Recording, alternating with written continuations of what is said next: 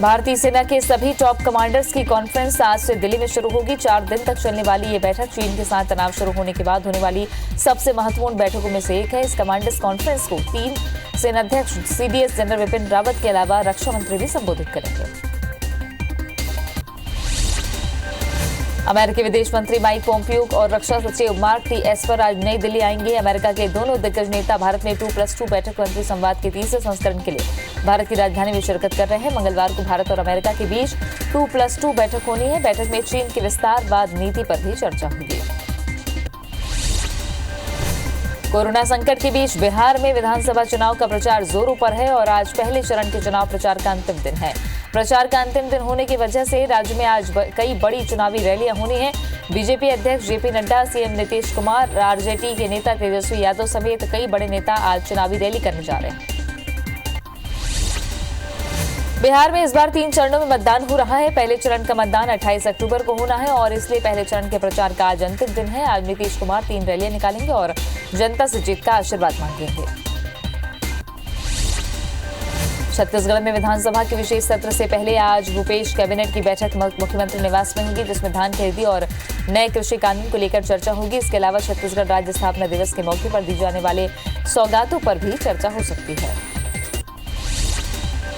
छत्तीसगढ़ विधानसभा के विशेष सत्र से पहले बीजेपी विधायक दल की आज अहम बैठक होगी। नए कृषि और श्रम कानून के विरोध को लेकर रणनीति बनेगी।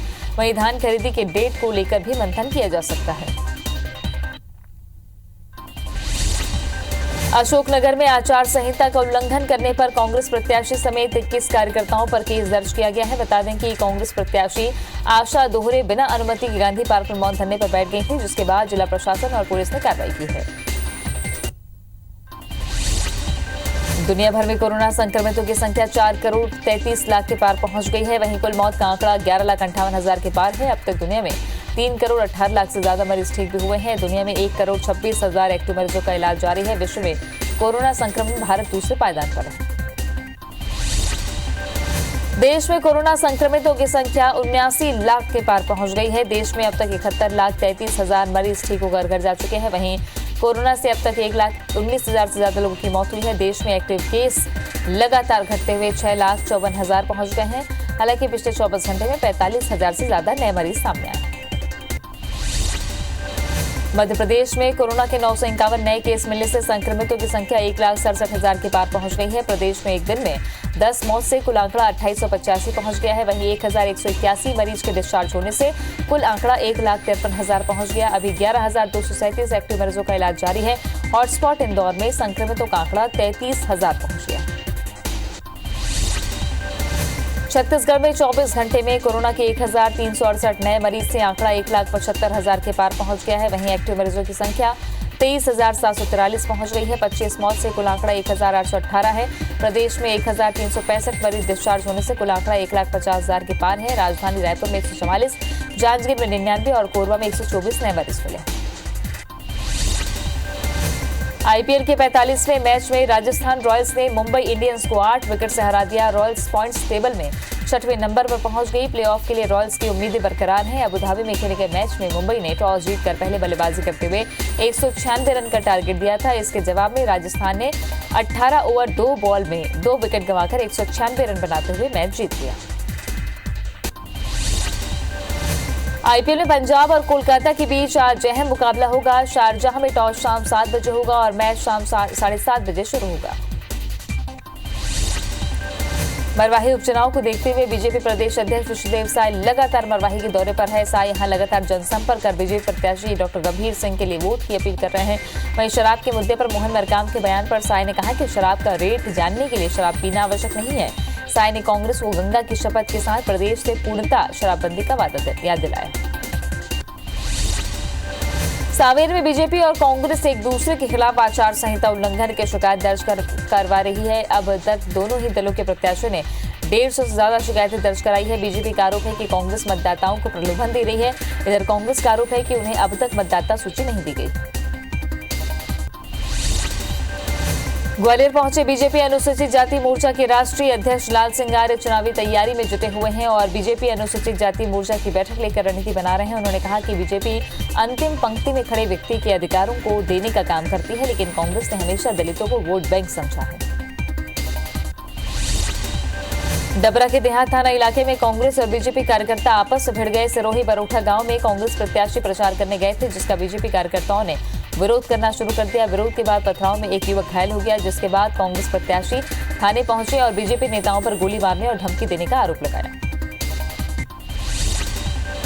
ग्वालियर पूर्व विधानसभा क्षेत्र के कांग्रेस प्रत्याशी डॉक्टर सतीश सिकरवार ने ईवीएम मशीन से छेड़छाड़ का आरोप लगाया है, जिसके लिखित शिकायत चुनाव आयोग से की गई है। शिकायत के बाद एमएलबी कॉलेज परिसर में बनाए गए स्ट्रांग रूम में कांग्रेस के कार्यकर्ता पहुंचे ईवीएम मशीन की जांच की मांग की।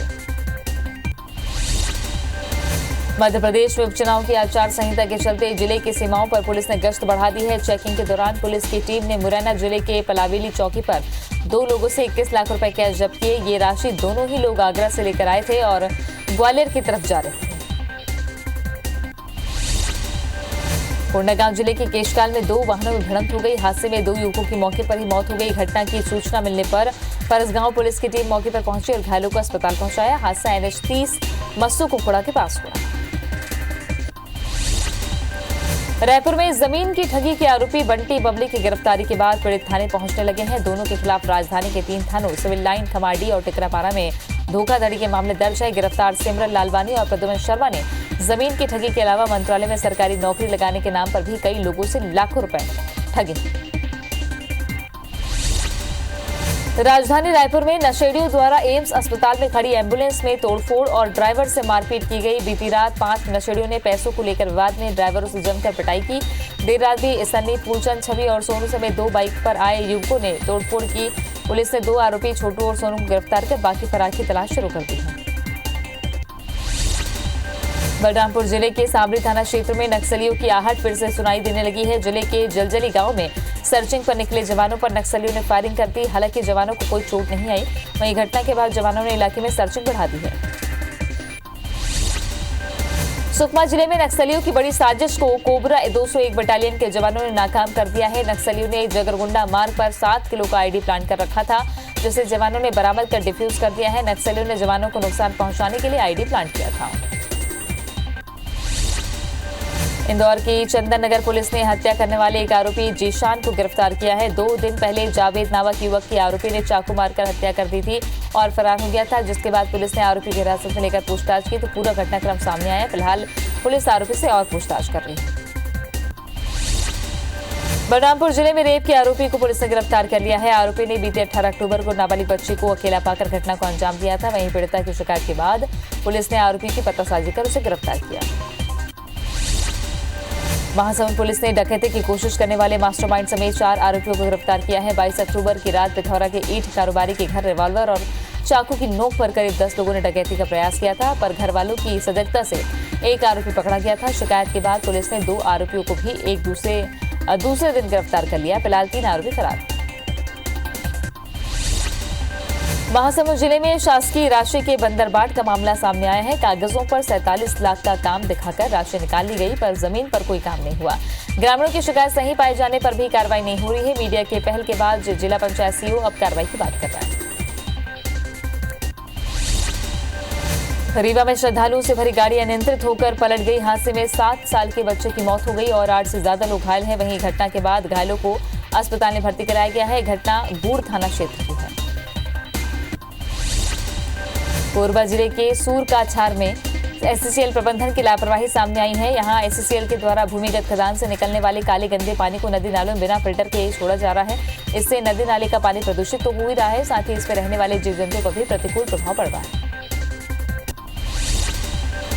प्याज की बढ़ती कीमतों का असर बस्तर में भी दिखाई देने लगा है। सरकार के नियंत्रण के बावजूद बाजार में 100 रुपए प्रति किलो के करीब प्याज बिक रही है।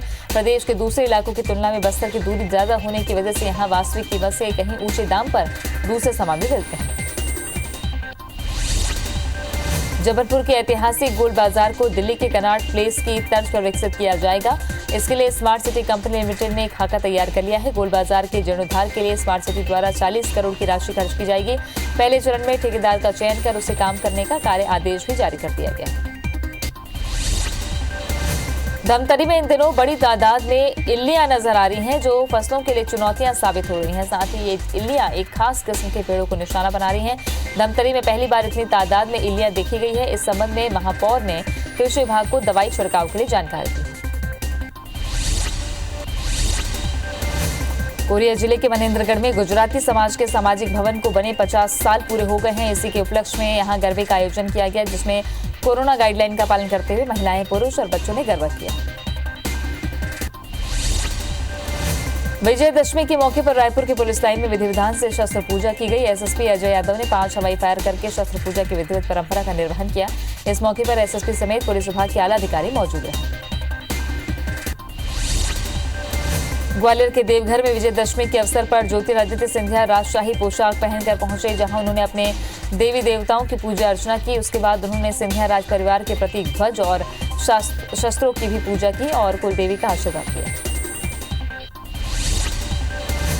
कवर्धा में दशहरा उत्सव समिति के सदस्यों की मौजूदगी में ही रावण दहन किया गया। राम लक्ष्मण बने बच्चों ने रावण के प्रतीक पुतले पर तीर चलाए, लेकिन मैदान में बाकी लोगों का आना बैन रहा।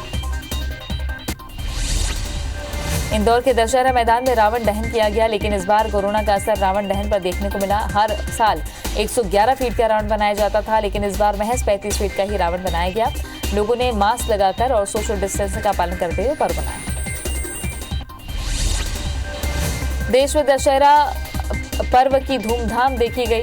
प्रदेश में भी विदिशा जिले के रावण गांव में दशहरा पर रावण का मातम मनाया गया। रावण की पूजा की गई। इस गांव में बिना रावण की पूजा के कोई भी शुभ कार्य नहीं किए जाते। गांव में रावण बाबा का मंदिर भी है।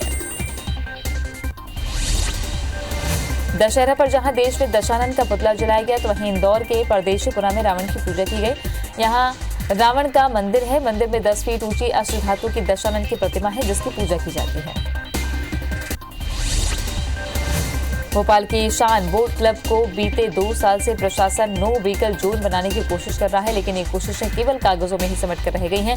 2 साल बीत जाने के बाद भी बोट क्लब से लेकर वन विहार तक की ये रोड नो व्हीकल जोन नहीं बन पाई है। बलरामपुर जिले के डीपाडीह में पुलिस सहायता केंद्र का उद्घाटन किया गया। सरगुजा रेंज के आईजी रतनलाल डांगी, जिले के एसपी रामकृष्ण साहू, कांग्रेस जिलाध्यक्ष राजेंद्र तिवारी की उपस्थिति में सामरी क्षेत्र के विधायक चिंतामणि महाराज ने पुलिस सहायता केंद्र का उद्घाटन किया। जम्मू कश्मीर में बीजेपी कार्यकर्ताओं ने आज कई जगहों पर तिरंगा फहराया और मार्च भी निकाला। बता दें कि पीडीपी नेता महबूबा मुफ्ती द्वारा तिरंगे पर दिए बयान को लेकर बवाल मचा हुआ है, जिसके विरोध में बीजेपी कार्यकर्ताओं ने खुद पीडीपी दफ्तर में तिरंगा फहराया। इसके साथ ही हरि सिंह पार्क में भी ध्वजारोहण किया गया।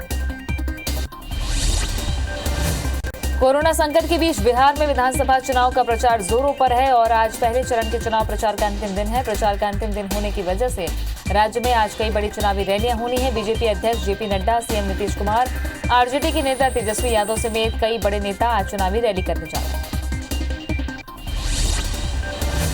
देश की राजधानी दिल्ली में विजयदशमी समारोह के बाद हवा की गुणवत्ता ज्यादा खराब हो गई है। केंद्रीय प्रदूषण नियंत्रण बोर्ड के आंकड़ों के अनुसार आईटीओ में एयर क्वालिटी इंडेक्स 307 दर्ज किया गया और अशोक विहार में AQI 520 पहुंच गया है। आज इंडिया गेट, अक्षरधाम के आसपास के इलाकों में स्मॉग के कारण लोगों को सांस लेने में दिक्कतों का सामना करना पड़ता है। भारतीय सेना के सभी टॉप कमांडर्स की कॉन्फ्रेंस आज से दिल्ली में शुरू होगी। 4 दिन तक चलने वाली ये बैठक चीन के साथ तनाव शुरू होने के बाद होने वाली सबसे महत्वपूर्ण बैठकों में से एक है। इस कमांडर्स कॉन्फ्रेंस को तीनों सेनाध्यक्ष CDS जनरल विपिन रावत के अलावा रक्षा मंत्री भी संबोधित करेंगे। कल दिल्ली में भारत और अमेरिका के बीच 2+2 बैठक होगी, जिसमें चीन की विस्तारवाद नीति पर चर्चा की जाएगी। बैठक में शामिल होने आज अमेरिकी विदेश मंत्री माइक पोम्पियो भारत आ रहे हैं।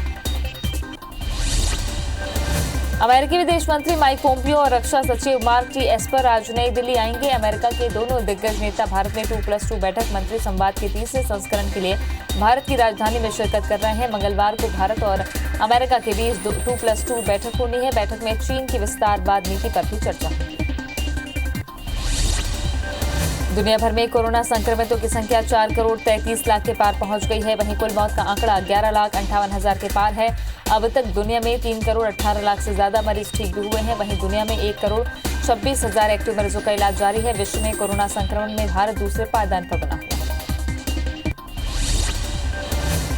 देश में कोरोना संक्रमितों की संख्या 79 लाख के पार पहुंच गई है। देश में अब तक 71,33,000 मरीज ठीक होकर घर जा चुके हैं। वहीं कोरोना से अब तक 1,19,000 से ज्यादा लोगों की मौत हुई है। देश में एक्टिव केस लगातार घटते हुए 6,54,000 हो गए हैं। हालांकि पिछले 24 घंटे में 45,000 से ज्यादा नए मरीज सामने आए। मध्य प्रदेश में कोरोना के 951 नए केस मिलने से संक्रमितों की संख्या 1,67,000 के पार है। प्रदेश में एक दिन में 10 मौत से कुल आंकड़ा 2885 पहुंच गया है। वहीं 1,181 मरीज के डिस्चार्ज होने से कुल आंकड़ा 1,53,000 पहुंच गया है। अभी 11,237 एक्टिव मरीजों का इलाज जारी है।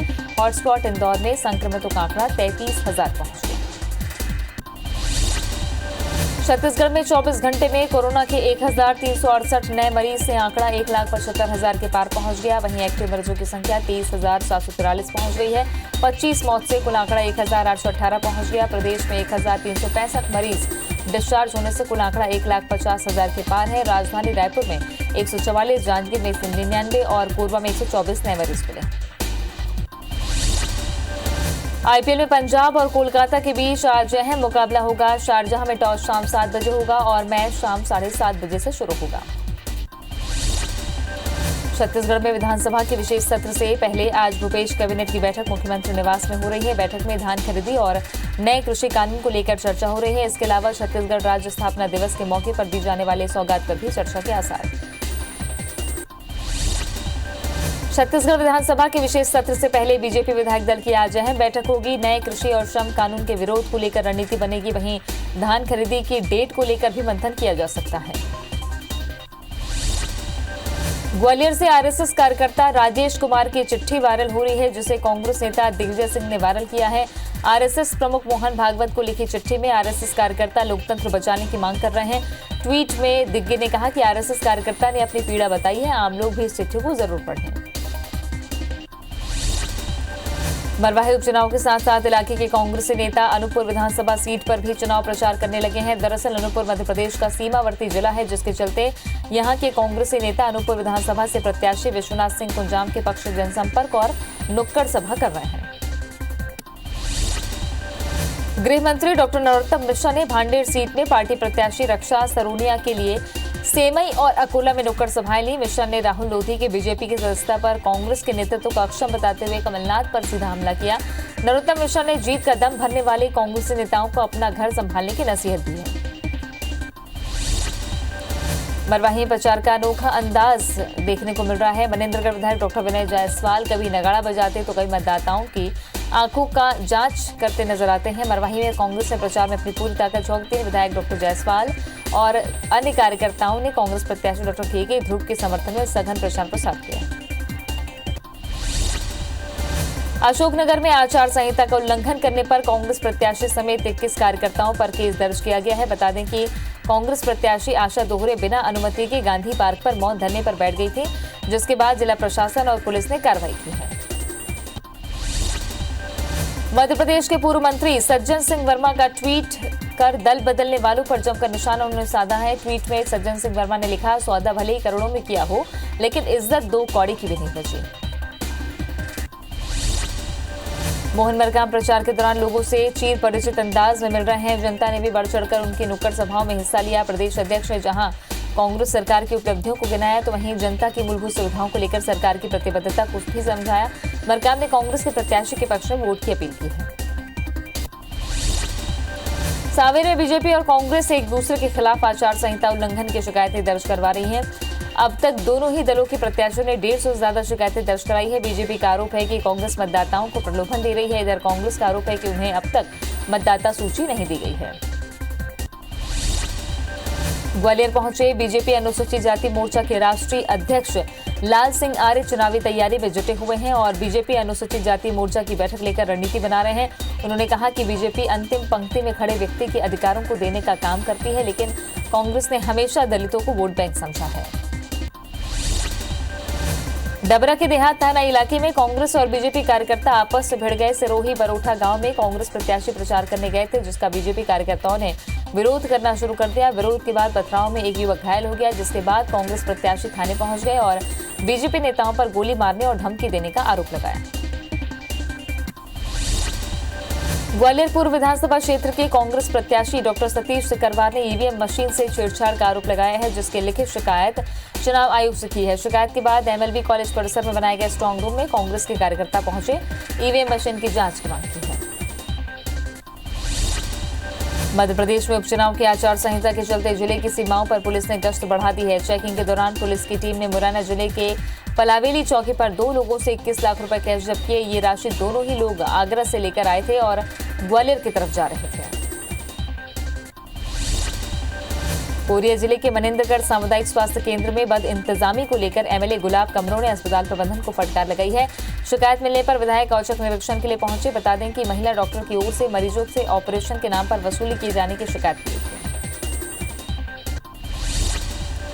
कोंडागांव जिले के केशकाल में 2 वाहनों में भिड़ंत हो गई। हादसे में 2 युवकों की मौके पर ही मौत हो गई। घटना की सूचना मिलने पर फरसगांव पुलिस की टीम मौके पर पहुंची और घायलों को अस्पताल पहुंचाया। हादसा NH30 मस्सू कोकुड़ा के पास हुआ।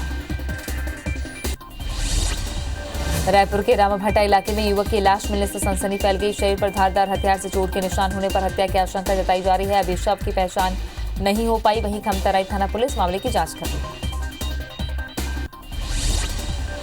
रायपुर में जमीन की ठगी के आरोपी बंटी बबली की गिरफ्तारी के बाद पीड़ित थाने पहुंचने लगे हैं। दोनों के खिलाफ राजधानी के 3 थानों सिविल लाइन, खमाड़ी और टिकरापारा में धोखाधड़ी के मामले दर्ज हैं।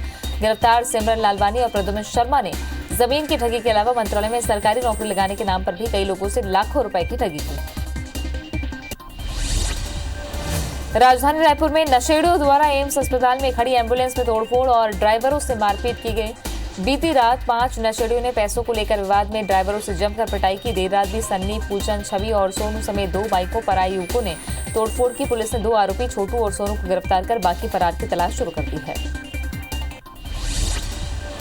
पत्थल गांव में सड़क निर्माण में पेड़ों की कटाई मामले में IBC 24 की खबर का बड़ा असर हुआ है। मामले में कलेक्टर और वन विभाग ने कार्रवाई करते हुए PWD सब इंजीनियर को सस्पेंड कर दिया है। साथ ही ठेकेदार पर 34 लाख रुपए का जुर्माना भी लगाया है।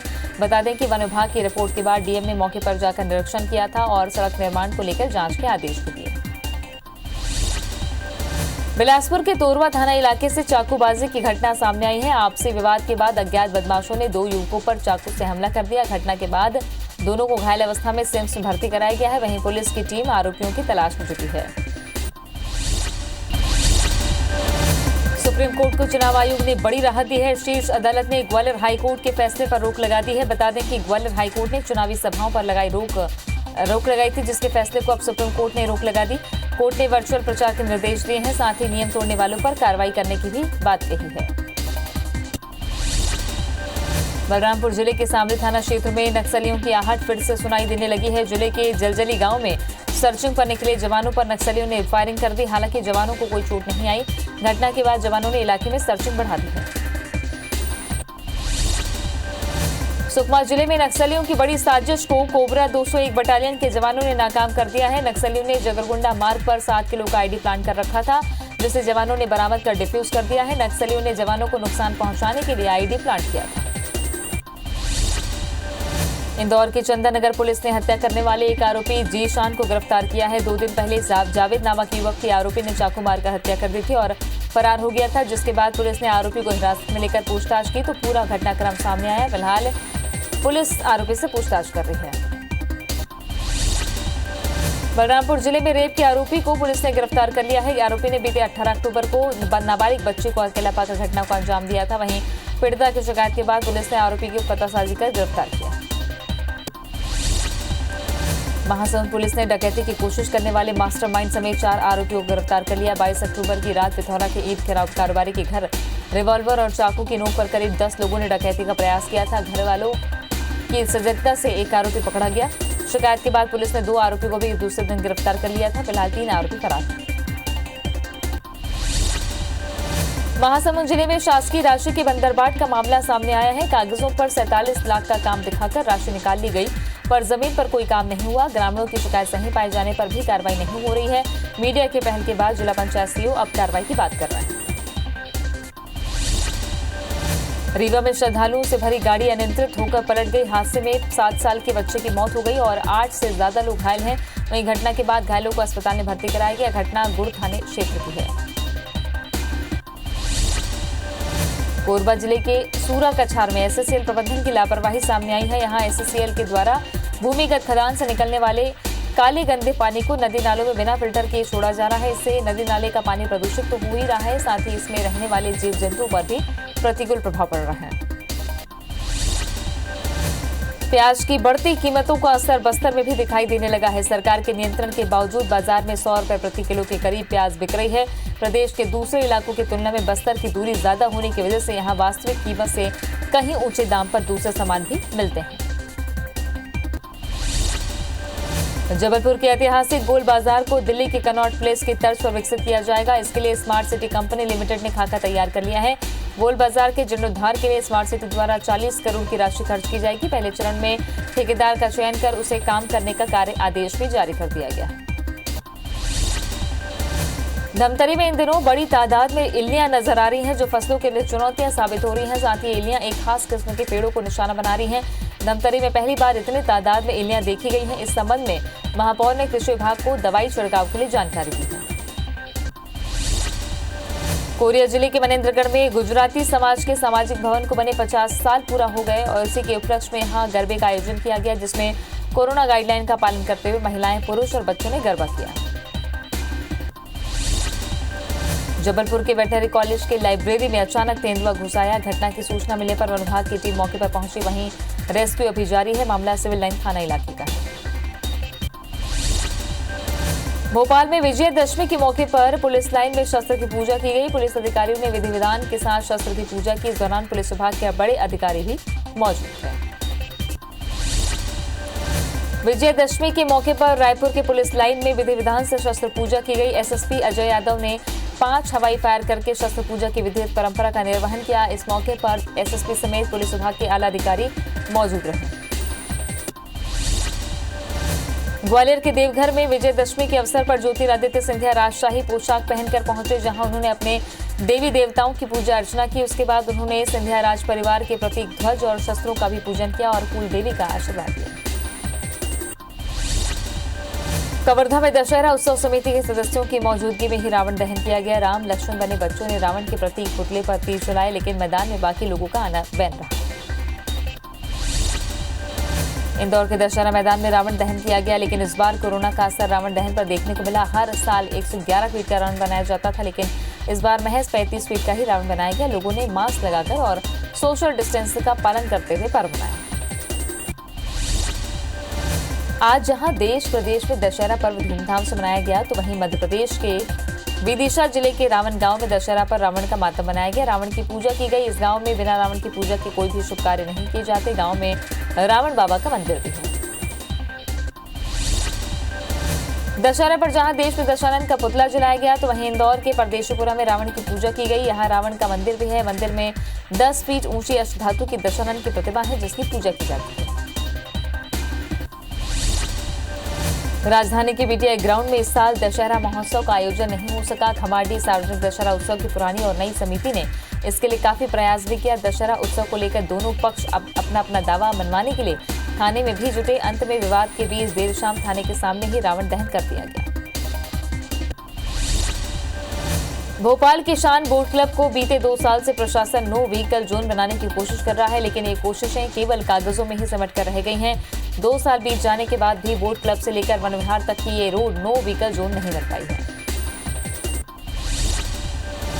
बलरामपुर जिले के डीपाडीह में पुलिस सहायता केंद्र का उद्घाटन किया गया। सरगुजा रेंज के आईजी रतनलाल डांगी, जिले के एसपी रामकृष्ण साहू, कांग्रेस जिलाध्यक्ष राजेंद्र तिवारी की उपस्थिति में सामरी क्षेत्र के विधायक चिंतामणि महाराज ने पुलिस सहायता केंद्र का उद्घाटन किया। अंबिकापुर जिले के मैनपाट के नर्मदापुर स्थित सीएमडीसी बॉक्साइट खदान के मजदूर बिना सेफ्टी के ही खदान के अंदर काम कर रहे हैं। मजदूरों ने प्रबंधन समेत ठेकेदार पर लापरवाही का आरोप लगाते हुए बताया कि उन्हें हेलमेट और जूते नहीं दिए गए। अशोकनगर सीट पर कांग्रेस प्रत्याशी आशा दोहरे समेत 21 कांग्रेसियों के खिलाफ दर्ज हुई एफआईआर का विरोध हो रहा है। कांग्रेस का एक डेलीगेशन इस मामले में निर्वाचन आयोग से मिलकर स्थानीय अधिकारियों की शिकायत करने जा रहा है। बीजेपी की बुरी नजर से बचाने के लिए सागर जिले की बंडा से कांग्रेस विधायक तरवर लोधी को सुर्खी की। कांग्रेस प्रत्याशी पारू साहू ने रक्षा सूत्र बांधा। विधायक तरवर ने कहा कि कोई दुनिया भर की दौलत भी दे दे, लेकिन वो कांग्रेस क्षेत्र की जनता के साथ गद्दारी नहीं करेगा।